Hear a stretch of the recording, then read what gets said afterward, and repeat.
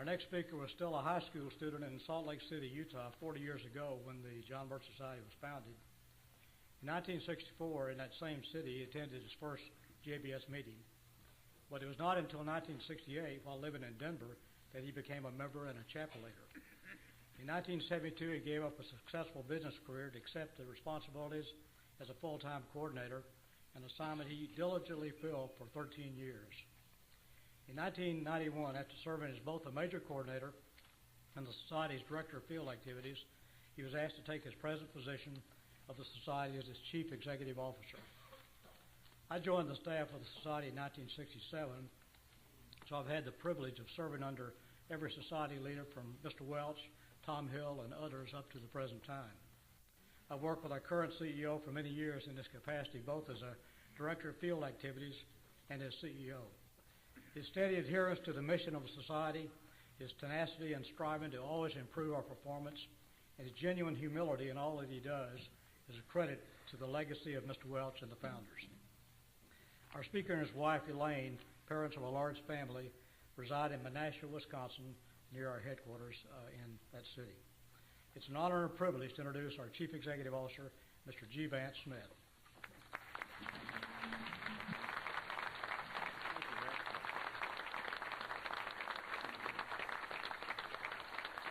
Thank you. Thank you very much. It's truly a privilege and a pleasure to be in Houston, Texas, to be a part of this, to be a part of the John Birch Society. I wish to recognize all of you, members of the John Birch Society, that have worked so hard and done so much over the years. Those of you that have been in the trenches for a long time, and those of you that are new to us, we appreciate you. I love these events when we get a chance to spend time with the members. We have a lot of meetings over the last 2 days, but it still gives us time to visit. And had kind of a unique experience this evening. Larry mentioned that we joined the John Birch Society, my wife and I, in 1968. Well, we were introduced in 1964 to it, but we couldn't join.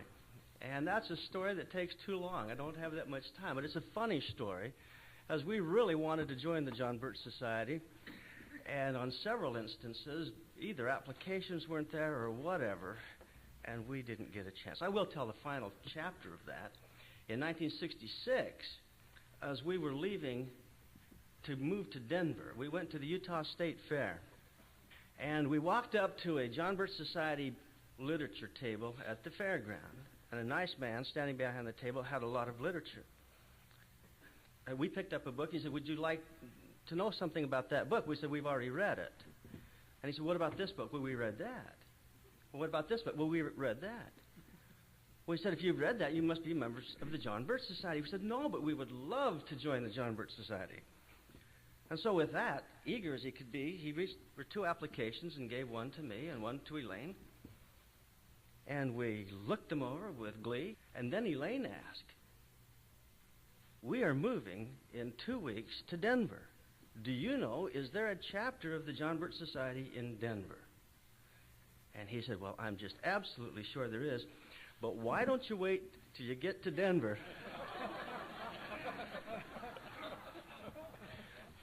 In 1966, we moved to Denver. It wasn't until 1968 that we were sitting in a chapter in a recruiting presentation. We had found the Birch Society finally. And those that complain about our recent Grow to Win video, please recall those 4-hour recruiting presentations of Robert Welch's 16-millimeter films. But we went to that meeting, and a section leader named Bob Burns was conducting a recruiting presentation. And we watched those 4 hours worth of films, and the first thing they did was pass out applications, and before anyone could take it away from us, we quickly signed those applications. Now, Bob was waxing eloquent, and he got all nervous because we were signing applications, and other people were getting excited because we were signing up, and I think it threw him off a little bit. but by the end of the evening, we and a few others had joined. November of 1968, hard-charging section leader Bob Burns, still working hard in the John Birch Society here tonight. Stand up, Bob.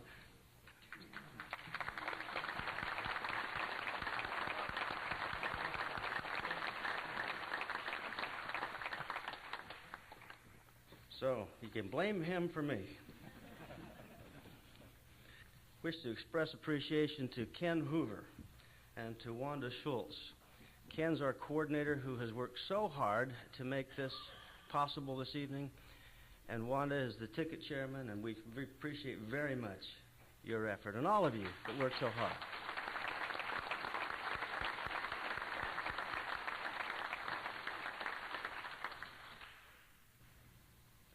On most programs, my remarks are entitled Final Remarks, Closing Comments, or something quite like that. Tonight, it's Grow to Win. And if that's the title, then the subtitle is, It is not what we know, it's what we do with what we know when we finally figure out that we really do know it. What do we know? As members of the John Birch Society, what do we know? We know that this is a great system. Dr. Eidsmoe just did a wonderful job of helping us understand the importance of the Constitution of the United States. We know that we're free. That's what we know. We know we have a wonderful constitutional system, and that we've had the privilege of living in this, what Mr. Welch called Christian-style civilization. We know that there are forces working against freedom. We know it is a satanic conspiracy. A third thing that we know is that there is hope, that good can triumph over evil, and that freedom can triumph over slavery. And there's a fourth thing we know as members of the John Birch Society. We're losing. We're losing our freedoms. And we know, absolutely know, that we've got to do something different than we're doing if we are going to preserve freedom and defeat this satanic conspiracy. So let me take just a few minutes and talk about those four things. First of all, freedom. We are the heirs of ages past. We have had these great privileges and enjoy liberty. We do recognize that the Founding Fathers were great and noble men, and I believe inspired of God. We also know that freedom wasn't free. It took a great deal. Dr. Eidsmoe has written a wonderful book. My wife is a good bircher. I think she's a better bircher than me. But she told me here a month or two ago that I had a new reading assignment. That she had just read John Eidsmoe's book on Columbus Cortez. And she said, you have to read that. Well, I need something else to read, you know. But I got the book, and I follow orders. And I read the book. And I learned a great deal. I learned, for instance, of the great mission of Columbus and Cortez that I hadn't really quite understood. How they really were, as the book titles, conquerors for Christ. How they really brought Christianity to a heathen nation. I'm a product of government schools. And I guess I knew that there was heathenism. I guess I knew that there was human sacrifice and cannibalism going on that Cortez had to deal with. Well, I had no idea. I guess I thought there were a few. I don't know what kind of a number, but not a big number. It was not till I read his book that I understood that in human sacrifice, this barbaric religious activity that was taking here, pantheism, that over 50,000 a year were being sacrificed on those altars. And that as they went and discovered these temples, that sometimes over 100,000 skulls were lined up. Now imagine that. That's a little different than I had thought. And this is what Cortez had to deal with. And it was his persistence to do the right thing that was finally and ultimately turned around to where there was a Christian-style civilization, and so founding fathers that we revere could, in that environment, provide for us this great constitutional republic. I learned a lot from that. It's important to know that these freedoms were not free, and always through the history of man, those who wanted to champion freedom faced great adversity. And so it was. We also know that there is a conspiracy. It's not a theory. It's the fact that there is conspiracy. It's documented, it's proven. They have plans, and we know those plans. I marvel how people can avoid dealing with conspiracy. They go to movies, they see conspiracies. They watch their television, they see conspiracies. And yet, it seems when we show them what is really going on, oh my goodness. I was telling two lovely ladies from Dallas at lunch today, because we were talking music and some other things, that recently I was in New York, and if I'm in New York and have a free evening, my interests are music, and it's like a magnet from Lincoln Center and Metropolitan Opera, and I get zapped over there. But I don't get to go very often, but it's a thrill when I do. And the opera that I saw just a few weeks ago was an opera called Kovenchina, opera written by Modest Mussorgsky. Now, it's very interesting, and I won't bore you with opera other than to say that as this opera started, in the very first words on the stage, a conspiracy was hatched. An individual told a scribe to send a message that there was a plot to overthrow the young czars, two children, Ivan and Peter the First, who later became Peter the Great. And that one, Ivan Khovansky, and a sect of old believers, a religious sect, were working to overthrow the czars. Well, now, that opera took on 4 hours. It was a 4-hour opera. And all it was about conspiracy. And when it ended, Prince Ivan Khovansky was assassinated, and sadly, the sect of religious believers were destroyed. It was conspiracy. It was government overthrow. That's what it was all about. In fact, in the playbill, it said, Mussorgsky's ambitious and politically daring drama of Prince Ivan Khovansky's conspiracy against Peter the First.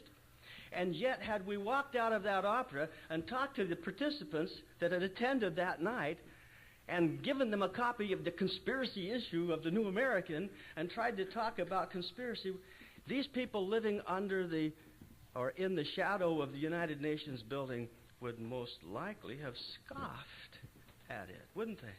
We have a real challenge. We have a real job. Mr. Welch stated, the fundamentally decent American mind simply refuses to recognize the nature of the beast with whom we are now engaged in the most completely all-out struggle that the human race has ever known. But it had better be recognizing these realities soon, or all decency will be deliberately wiped off the face of this planet. What do we know, again? What do we know about the conspiracy's record of death, mayhem, and destruction? Cambodia, 3.5 million dead. Remember, that was after Henry Kissinger negotiated a peace with honor in most of our lifetimes. This isn't ancient history. This is this century as it comes to the close. Bosnia, 200,000 just since 1989 dead. Kurds, guesses are, after the Persian Gulf War, around 200,000 dead. Somalia, 40,000 combat deaths in civil war, 300,000 family-related deaths in 1992. In the Sudan, 3 million driven out of homes, 750,000 sentenced to death by government deportation. As this was written, 300,000 face imminent starvation in the government garrison town of Juba. Yemen, tens of thousands in recent years. Rwanda, 800,000 plus. This afternoon in our Robert Welch Club showed a little video clip of some of that. Incredible. South Africa, 60 to 70,000 reported since 1990. In North Korea, at least 1 million died from government-controlled famine since 1996. We know these things. We know that on May 12th, on the program 60 Minutes, Madeleine Albright, who is now Secretary of State, was asked about the estimated 500,000 Iraqi children who have died from starvation and disease as a result of the UN-imposed embargo of Iraq.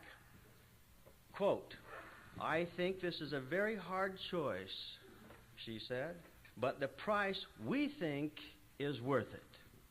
Unquote. That's what we're facing. An embargo. Did it affect Saddam Hussein? Did it affect the leaders in that part of the world? No. But 500,000 children lost their lives. Political scientist R.J. Rummel documents that governments have killed at least 203 million and perhaps as many as 360 million people in the 20th century alone. We know Mr. Welch was right when he stated, quote, "We are fighting against the most cruel, immoral, cunning, ambitious, extensive, powerful, successfully organized gang of completely merciless criminals the world has ever seen, and we know it." So, number one, we know freedom. Number two, we know of conspiracy. And we know of treachery and ruthlessness and murder. Number three in that list is that we know that there's hope. When Mr. Welch formed the John Birch Society over 40 years ago, it was because there was a virtual plethora of organizations, anti-communist organizations out there, talking about the problems and doing nothing, being very ineffective in this battle. And he did something and said it would be unique in history. He would organize the opposition. And for the first time, he offered an organization, and he offered himself and his own dynamic leadership to change this and to go on the offensive and to stop this conspiracy. And he gave us a plan. It wasn't a plan just simply to know about the problem. It was a plan to roll up our sleeves and do something. And most of that doing would be to bring other patriotic Americans into this battle, into the understanding, into volunteer leadership positions and other kinds of activities in the John Birch Society that we could change and bring about that change. It's important to emphasize that. Now, what else do we know? Number four, we know that we have to do something different. And really, it's quite simple. All we have to do is what Mr. Welch told us from the beginning. We have to be large enough to have an impact. We have to grow. That's all we have to do. Now, it's a difficulty. It's a challenge to take our message. However, it's the answer. Those of you that have been members for a lot of years, evaluate. Think back when you joined, what you did and what you were doing. You were involved. You were chapter leaders. You were section leaders. You were very busy in the activity as trim committees were formed. Support your local police committees, other committees, weren't you? Many are doing that today. Our answer today is that we've got to do the same thing. We're challenging our coordinators, our staff, both in the field and in the office, to roll up their sleeves and focus more on growth than we have done in many years. And we're challenging our members to understand that number one is that we have freedom. Number two is that there are forces very serious about adding us to those statistics we just talked about. It has never been our desire to be the best educated in the concentration camps. It has never been our desire to walk around to people who have lost their freedoms and said, "We knew this. We listened to 8 hours of radio talk show and all the shortwave radio stations, and we knew all these things were going to happen." It has never been our desire simply to know. It has been our desire to do something with that which we know. And so, I close with those same words. It is not what we know, it's what we do with what we know. When we finally figure out that we really do know it. We really do know the solution to the problems that are facing the American people. We can organize. We can have thousands of active chapters across the United States. We can have tens of thousands of members. We can grow. Our neighbors, yours and mine, our children, our brothers and sisters, the people that we go to church with, the people we associate with, they can be a part of this battle, and they can preserve freedom, and they can thwart this satanic conspiracy. Mr. Welch laid it out for us 40 years ago, and we're committed, all of us, to moving this organization forward. There is not another organization doing what we're doing. Oh yes, there are plenty of people with newsletters and radio programs, but there are no other organizations that have the coordinators in the field, the chapter leaders, the chapters across the country, the New American Magazine, the videotapes, and the activities. This was because Mr. Welch understood, and this is the organization that he has left us. We are growing. We are moving forward. On a happy note, I can tell you that recruitment of new members during the first quarter of this year was the best recruitment period for the first quarter of any year in this decade. We're thrilled with that. We're on the upswing. But we've got a great long way to go. The hour's late, and I again just want to thank you. I wish to express appreciation to these men here on the dais, these men that represent our council. Many of these men were appointed by Mr. Welch many years ago and have been so faithful over these years. Some are new, and we're excited to have them on board. Our executive committee from this council are here on the stand, all except for Clyde Lewis, who many of you would know.